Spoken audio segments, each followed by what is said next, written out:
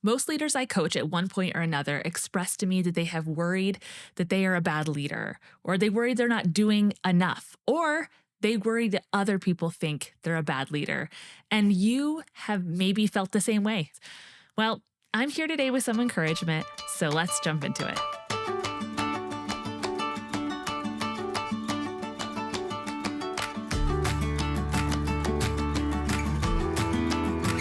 Hey friends, welcome back to the Culture Keepers podcast. It's Kara List, your leadership coach. Here on the Culture Keepers podcast, we discuss topics that empower leaders like you to cultivate thriving workplace cultures through connection.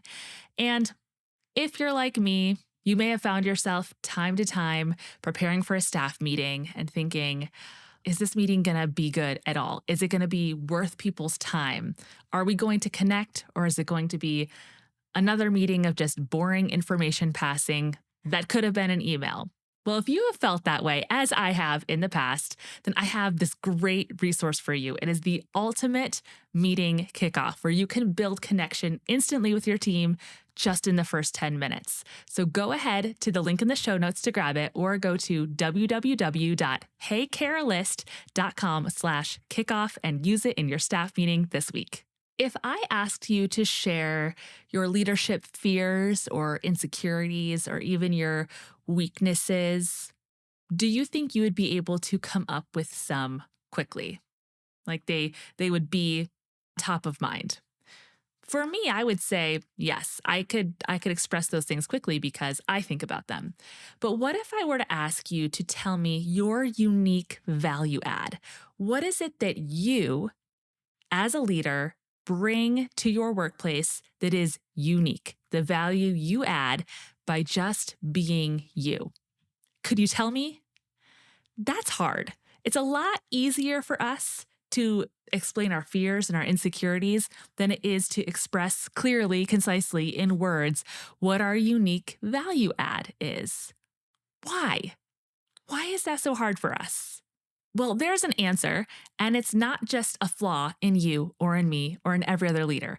It is based on neuroscience. It's called the negativity bias. Let me tell you about the negativity bias. Researchers did a bunch of studies with a group of people where they showed them images of things that could be considered positive, negative, or neutral. And the brain's response to the negative things, that activity, far exceeded the activity of the things that were neutral or were positive. Our brains have a stronger response to the negative. And because of that, our thoughts and our attitudes are shaped more by the negative. And that is why it is so much easier for you to focus on the things you're not good at. If you think about the amount of time you spend thinking about what you're not good at, or thinking about your fears and insecurities when it comes to your leadership versus the amount of time you spend leaning into your unique value add, the scale is tipped. And so we don't really have a shot, especially if we can't even express in words, verbalize what our unique value add is. How can we lean into it? How can we serve other people with it if we can't even say it? One of the reasons it's hard to say it is we don't want to feel like we're bragging. It's hard for us to talk about ourselves in these positive ways. We question whether we're actually good at the things we think we're good at. It is just hard to have a clear, unbiased opinion of ourselves. So today, we're going to walk through a little exercise that's going to help you discover your unique value add. And by the end of this podcast, you will have a tool that you can lean into in those moments of discouragement, in those moments when you worry that you're not doing enough or that other people don't think you're a great leader. You will have something that you can say, that you can look at, that is the truth to remind you of your unique value add. These things will be in the show notes for you to go back and review this exercise that we're going to go through to help you find your unique value add. So the first question I have for you are, what are the values that drive you as a leader? And now remember, values are just behaviors. So what are the behaviors that are really important to you in your leadership? Now, to help you answer this question, I'm going to give you some other kind of guiding questions. Think about some of the best leaders you've ever had and think about why. Why were they the best leaders ever? What were the qualities of those leaders that made them excellent? I'm going to tell you two of mine. One was a college professor, Dr. Brown. He was the best. And he really exemplified this idea of radical candor. If you've read the book by Kim Scott, Radical Candor, she talks about challenging directly and caring personally. And he did a fantastic job at that. He had a high standard of excellence, which was another thing I loved about him. But because he had a high standard of excellence and he challenged us directly, we were able to receive it because he cared personally and we knew it. And so those were some of the things that I loved about my professor in college, Dr. Brown. Another leader that I have massive respect for, one of the best leaders I've ever had, her name is Ruth. And the things about Ruth that I just loved and valued, respected, the things that made her a great leader to me was that she was a bridge builder. She was able to walk into conflict, like to walk towards it, not because she loved conflict, but because she loved building bridges and reconnecting people or connecting them for the first time. That was what she was good at and what she loved. She also had a passion and diligence for structures, for organizational health, for workplace culture, obviously things that I am very passionate about. And under her leadership, those things were so great because she knew you had to work on them and establish them and maintain them in order to keep things healthy and strong. So those are some of the qualities of leaders that I have had who I believe are just some of the best leaders ever. I want you to consider that what we value in other leaders tells us what we value. Because other people who had Dr. Brown as a professor or Ruth as a leader may have valued other great things about them because of their personalities or because of what they needed out of that person's leadership. So what we value in other leaders is a good way for us to know what we value as leaders. So after we determine what values drive us, the next thing that we need to determine is what is our current impact? And we have to ask a series of questions to figure out what our current impact is. And it starts with a very simple question. If you did not listen to my interview with Brian Fretwell, that's episode 19, make sure you go back and listen to that episode. I'm going to link it in the show notes. Brian talks about this question at great length, but the question you're going to ask is, what has gone well lately?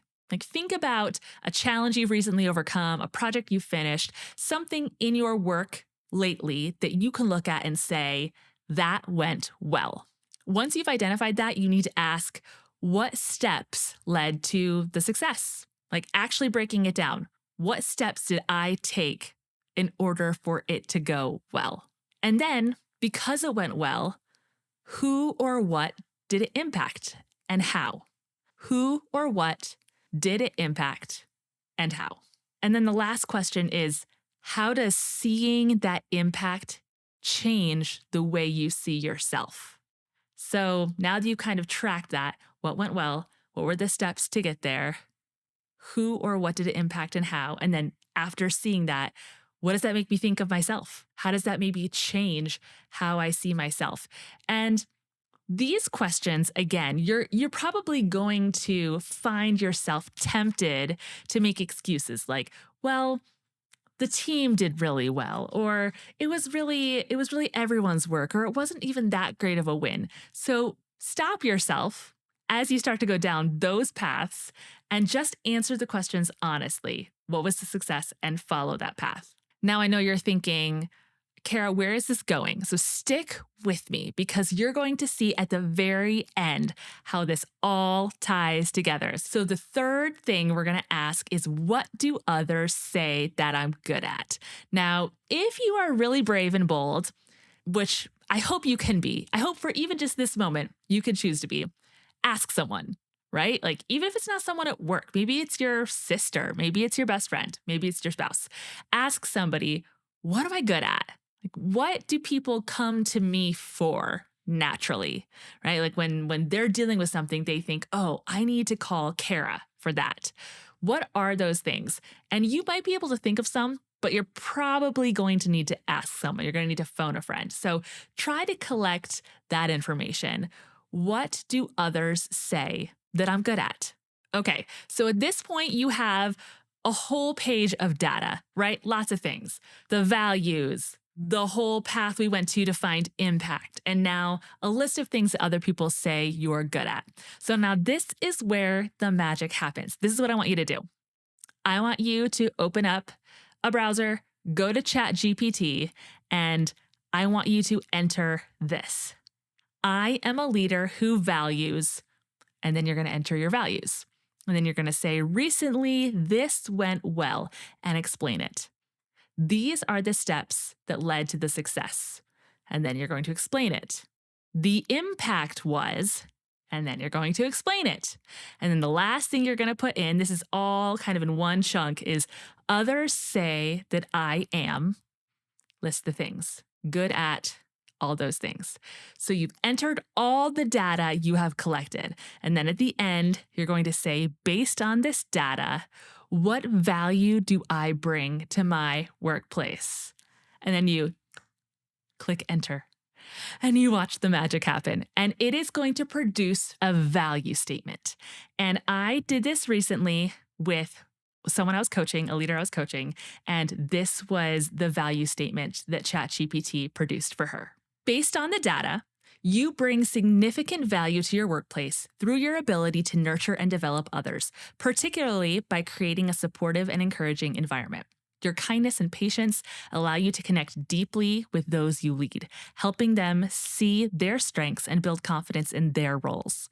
Your clear and direct communication ensures that your feedback is both constructive and actionable, fostering growth and improvement. Additionally, your joyful and positive demeanor contributes to a culture of encouragement and motivation where people feel valued and supported. This combination of qualities makes you not just a leader, but a catalyst for others' success, ultimately enhancing the overall well-being and performance of your workplace. Bam! Unique value add. It's magic. I love it so much. So what's interesting is that leader was really struggling in this gap of just feeling like she wasn't a great leader and that she wasn't qualified and all these things that were weighing her down. And what she was doing was she was comparing herself to other leaders, other people in her own organization, and looking at their unique value add, which she can identify in them. And all she saw were the fears, the insecurities, the weaknesses, and she could not put into words what it was that she brought. Doing this exercise, now she has the tools to lean into. So instead of spending her time just being weighed down by those inadequacies and insecurities, which in turn keep her from serving her team and her people, she now has the tools, she has the words to lean into and remember, no, these are the things that I bring. This is what makes me unique in my leadership role. And so if I lean into these things, ultimately, I will serve people well. So if you find yourself in the comparison game, which is really why most of us end up feeling like this. We're looking around, we're seeing other people's success, we're seeing how smart, how organized, how whatever it is other leaders are, and that makes us feel inadequate. So friend, I want to encourage you to do this exercise, not just to make you feel good, but so that when those moments come, you can celebrate exactly why those people bring unique value. And then you can turn and say, and this is the unique value I bring, so I'm going to keep showing up with it and serve others with it because they need this from me. They need that from that leader. And that is the best thing you can do to combat the negativity bias and continue to show up and serve your people well day in and day out. Okay, so I know that was a lot. That was a lot of things. So if you weren't able to write all that down, it is going to be there for you in the show notes. I encourage you to do that. And then I want to hear about it. Would you send me your unique value add statement that you get?